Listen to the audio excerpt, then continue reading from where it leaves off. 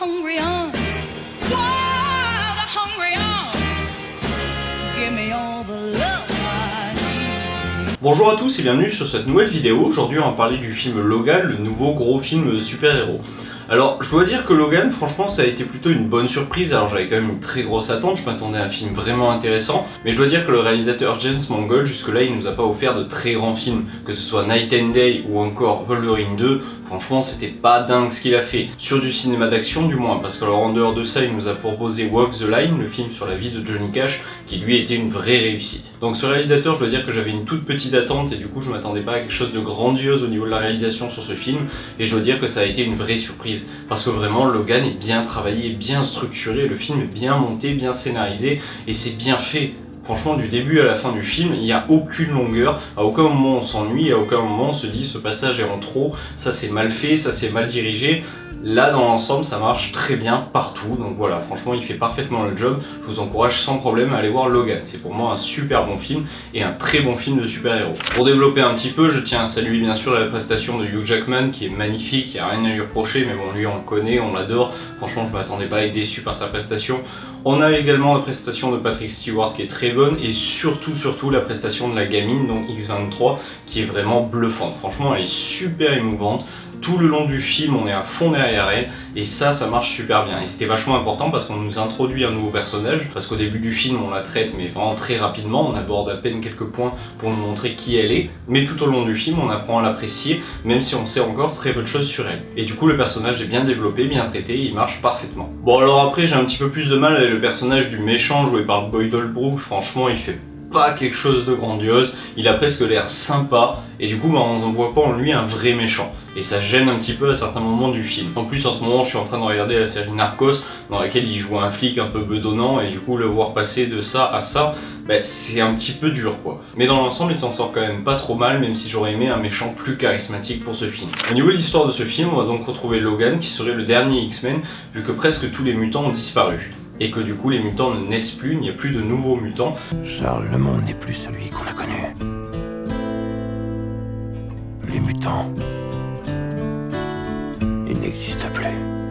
Du coup Logan se fait vieux et ses pouvoirs de régénération ne sont plus ce qu'ils étaient. Et sa force d'antan commence à vraiment diminuer. I hurt myself today to see if I still feel. Et du coup là-dessus, moi je dois dire que ça m'a un petit peu dérangé, parce que du coup le personnage de Logan au début du film, on le voit rejeter des balles de son corps assez facilement, il semblerait, et par la suite il arrive plus à se régénérer, alors qu'il y a quoi, le film se passe sur 3 jours à tout casser. Au début ça va, on sent qu'il va mal parce qu'il est vieux, mais ça va.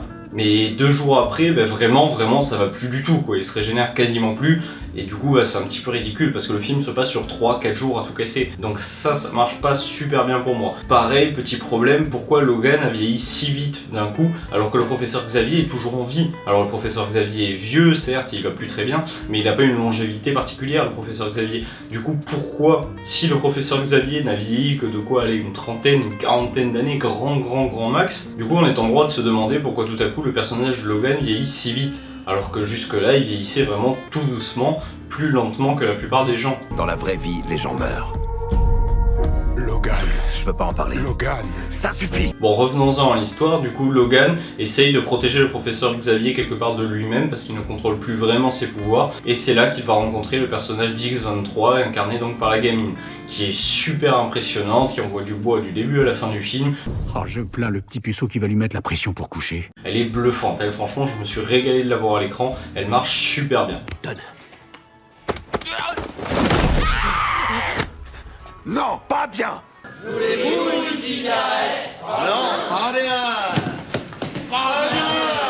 Alors après, pour les petits reproches que j'aurais à faire au film, pourquoi le personnage de Logan est genre chauffeur de limousine? Mais pourquoi il est pas blindé d'argent? C'est Logan, il est quasi invulnérable, il fait 2 missions de mercenaires un peu extrêmes.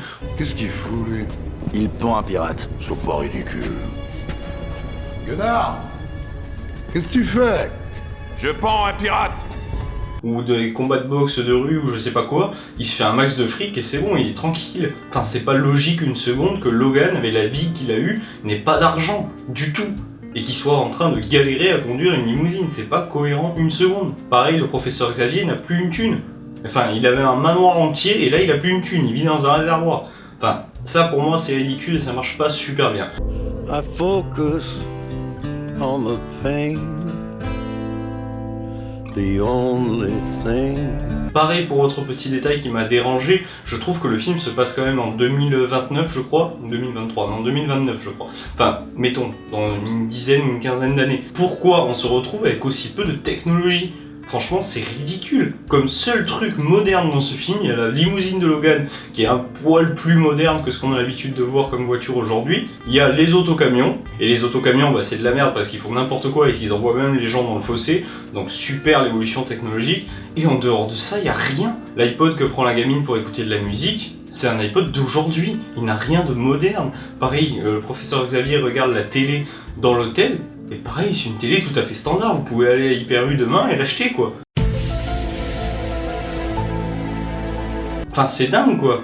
Franchement, mettez quelques évolutions technologiques de ci de là. Enfin c'est pas logique une seconde. Pareil, à un moment donné, Logan va acheter une voiture et achète une voiture qui existe aujourd'hui et qui est même déjà un petit peu vieille pour aujourd'hui. Ce qui veut dire que pourquoi il va acheter cette caisse ? Cette caisse, elle a facile une quarantaine d'années. Pourquoi tu achètes ça? C'est ridicule, on n'y croit pas du tout. Et tout au long du film, ça m'a un petit peu sorti du film parce qu'on nous dit le film se passe dans le futur, mais vous mettez rien qui fait futur. Enfin, je vous demande pas des évolutions technologiques de malade, des voitures qui volent ou je sais pas quoi, mais au moins quelques trucs quoi, enfin des trucs mineurs au moins. Pareil, à la fin du film, on voit des drones, là, des quadricoptères là, à 4 hélices qui se promènent et qui essayent de quadriller le terrain. Mais ces drones, ils ont rien de moderne, c'est les drones qu'on peut tous acheter aujourd'hui. Enfin, c'est un petit peu gênant pour moi, parce que du coup, ça manque de trucs qui font futur, et du coup, on a du mal à se replacer dans la période. Ce qui m'a dérangé, il y a aussi le clone de Wolverine X24, qui arrive en mode super bourrin et tout, et qui au final se fait déboîter la gueule en 2 secondes. C'est pas censé être un Wolverine plus jeune et plus fort. Enfin, franchement, il est ultra faible. On prend une voiture, on le pousse contre une branche, il se prend la branche dans le ventre, et ça y est, il peut plus bouger. Mais genre le Wolverine qui avait 20 ou 40 ans, il était tellement efficace par rapport à ça. Enfin franchement ça nous sort un petit peu du film, on se dit mais c'est quoi ce Wolverine à 2 balles? Ils ont construit X24, ils sont tout contents en mode ouais c'est l'arme ultime, c'est l'arme ultime. C'est pas l'arme ultime du tout, tu lui rentres dedans avec une bagnole, c'est bon, il est plié. Enfin c'est ridicule, il lui tire 2 balles dans la tête là avec un fusil à pompe à la con, et ça suffit. Voilà, le truc il est mort et on en parle plus. Et en plus de ça, à la fin du film, il se prend un camion sur la gueule, mais là pas de souci, par contre il arrive à se sortir du camion sans problème, ou je sais pas s'il l'enlève, s'il le taillade et qu'il passe par-dessus. Enfin, pourquoi? Il se prend une bagnole et 2 coups de fusil à pompe, il est mort, mais mort fini, il bouge plus. Par contre, il se prend un camion sur la gueule, là ça va, il se régénère direct et il ressort en 2 minutes. Donc ça, c'est des incohérences, ça ne marche pas, et c'est dommage parce que ça sort un petit peu le spectateur du film, on se dit, soit il est nul, soit il est fort ce Wolverine de synthèse. Et du coup, il marche pas très bien. Moi, j'ai trouvé qu'il était un petit peu gênant comme personnage et que par moments, il est pas au niveau. Bon, alors, autre petit détail qui me dérange parce qu'on voit trop souvent ça dans les films. Pourquoi, dès qu'il y a un enterrement, c'est sous la pluie? Franchement, ça me gonfle, c'est comme ça dans tous les films. Autre petit détail, j'en ai marre de voir le coup du train, c'est-à-dire il y a une voiture qui fonce, qui passe derrière le train continue, et du coup, bah, les méchants, ils peuvent pas passer. Enfin, c'est chiant, il y en a marre de faire ce coup-là, toutes les 2 secondes, j'en ai un peu marre de voir ça, c'est dans tous les films, c'est vraiment le côté, on passe derrière le train, et du coup, ça y est, ils peuvent plus nous attraper, on descend de la voiture, et on se regarde en face à face entre les wagons du train qui passent super vite. Et voilà. Bon, alors là, c'est un peu plus de sens parce que le train est méga long, mais dans d'autres films, ça marche encore moins bien. Là, ça marche un peu mieux, mais dans l'ensemble, bah, pour moi, c'est en trop, j'en ai marre de voir ça. Systématiquement, on se dit presque, ça y est, Logan, il vit pas loin d'un chemin de fer. S'il doit se barrer, ils vont nous refaire le coup du train encore. Et ça, j'en ai marre parce que c'est encore. Alors j'y suis allé, encore, et j'ai rencontré le président des États-Unis, encore. On voit tout le temps ça au cinéma, et ça me gonfle. C'est nul! Et dernier petit détail qui me gonfle, pourquoi quand les mercenaires braquent quelqu'un au sol et qu'ils sont tous en rond autour de lui et qu'ils le braquent tous en même temps, pourquoi on entend le bruit des flingues en mode mais d'où un flingue quand tu braques quelqu'un ça fait ton flingue il était prêt à tirer, il y a 2 secondes t'étais en train de tirer, là tu te baisses pour braquer quelqu'un et il y a un bruit genre de rechargement ou quoi, ou un bruit de rechargement sur un flingue ou sur un fusil à pompe. Pourquoi ce bruit là? C'est pas logique. Il y a 2 secondes tu tirais, si tu braques quelqu'un, t'es prêt à tirer, il y a plus de bruit à faire, il y a pas d'écran d'arrêt à mettre ou à enlever. C'est pas logique. Et ça, c'est dans tous les films où il y a des flingues. Et franchement, c'est vraiment gavant. Moi, j'en ai marre de voir ça. À chaque fois que je vois un mec sortir une arme, j'entends des bruits de partout. Enfin, non, c'est pas logique, quoi. Une fois que l'arme elle est prête à tirer et qu'elle tire, il n'y a plus de raison de faire des bruits ou de bouger des trucs sur l'arme. C'est pas logique et ça m'énerve. Et dernier petit détail, je vous encourage à regarder la scène où X-23 est en train de pleurer. Il me semble qu'elle a un gros filet de morve qui lui sort du nez au moment, sur un plan où elle est en train de pleurer. 2 secondes après, elle se retourne et sur l'autre plan, elle a plus du tout ce filet de morve. Alors je pense que c'est un léger faux raccord, mais j'aimerais des confirmations parce que du coup, j'ai pas eu le temps de bien voir. Donc si vous retournez voir le film ou si vous l'avez pas encore vu, je vous encourage à regarder ça et vous pouvez me dire dans les commentaires s'il y a vraiment un faux raccord. Et je termine avec le détail qui m'a le plus dérangé dans le film et qui revient vraiment tout au long du film. Pourquoi avoir fait aussi trash ? Franchement, je suis pour. Je voulais voir un Wolverine plus sombre, plus violent, avec plus de sang. Mais là, franchement, il y a des scènes, mais c'est de la gratuité totale. C'est vraiment, on va trancher une tête, la faire porter à la gamine sous le bras, voir toute la tripaille qui sort, et au final, elle jette la tête par terre, la tête qui roule, qui fout du sang partout. C'est gratuit. Franchement, c'est vraiment gratuit par moment. La violence est juste là pour dire hey, on est le premier film de super-héros à avoir la classification R aux États-Unis, donc on met du sang à mort. Et quitte à en mettre, on en met partout.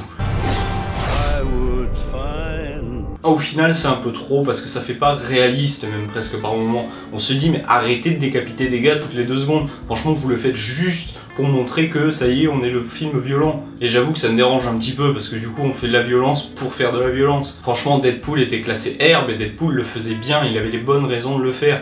Deadpool, voilà, il tranchait la tête à quelqu'un, il shootait dedans, mais c'était le côté fun. C'était pas juste pour trancher une tête et montrer le sang qu'il y a dessous, quoi. Pareil, dans Deadpool, la scène où le gars s'explose contre le panneau, c'était pour la scène, c'était une belle scène, elle marchait bien, elle était cool, elle était fun. Et c'est parce que c'était fun que le sang passait aussi bien dans Deadpool. Là, c'est juste violent et par moments, c'est un peu trop. Bon, alors je vais dire un petit peu de bien du film maintenant. J'ai presque tout apprécié dans ce film. Je l'ai trouvé vraiment bon, très bien construit.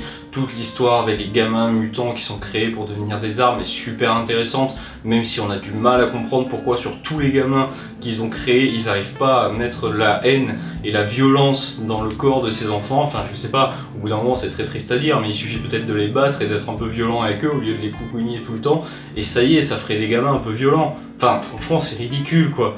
On est en 2029, on n'a pas des études psychologiques qui montrent comment faire qu'un gamin devienne violent. Aujourd'hui, on sait faire ça. Aujourd'hui, on sait très bien que si on tabasse un gamin toute la journée, il va pas être très bien. Et forcément, il sera un petit peu plus violent qu'un gamin qu'on n'a jamais touché et qu'on a passé notre temps à faire « Oh, il est mignon, il est mignon ». Et là, ils font ça. On voit qu'ils élèvent les enfants en mode « Il est mignon, il est mignon ».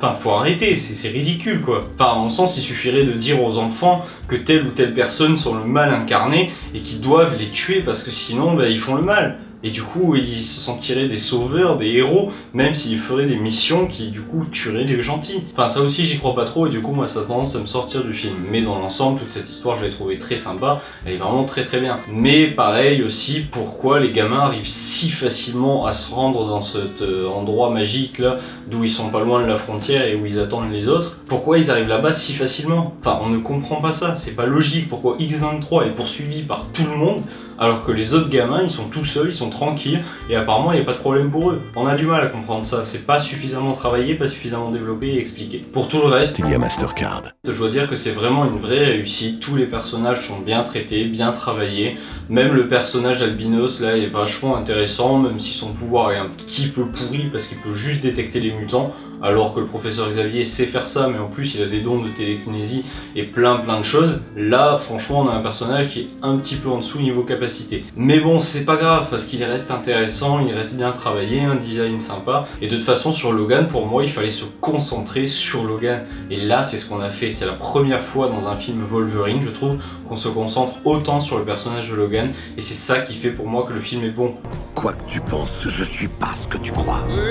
Parce que certes, on intègre X-23, il y a le professeur Xavier, mais c'est un film centré sur Logan, sur ce qu'il ressent, sur son histoire. Tout ce qu'on veut savoir, c'est ce que Logan ressent dans tous les moments, dans toutes les scènes. On se dit, voilà, Logan, qu'est-ce qu'il ressent à ce moment-là? On est là pour voir un film Logan, et pas pour voir un film sur X-23. Et ça, je trouve que le réalisateur l'a très bien compris et le montre très bien à l'écran. Donc voilà, pour conclure, moi je dirais que vraiment Logan, c'est un très bon film de super-héros, c'était vraiment très sympa à voir. Je retournerai très probablement le voir au cinéma parce que franchement, je me suis éclaté.